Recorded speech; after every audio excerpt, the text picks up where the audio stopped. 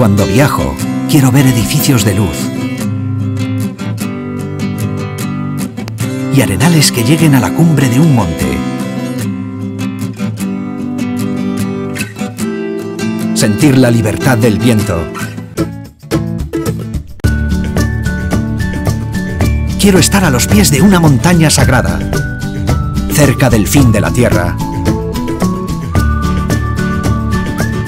y perderme en bosques encantados de seres mágicos.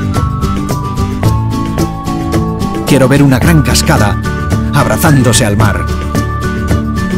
Quiero reír. Quiero jugar y sumergirme en 100 playas.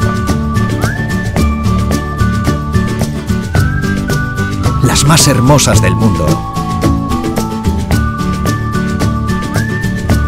Quiero ver rocas en equilibrios imposibles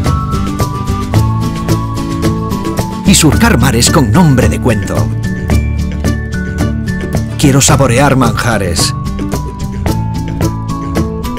y conocer nuevas gentes. Para vivir, quiero Costa da Morte. Grupo Desenvolvemento Rural, GDR, Costa da Morte.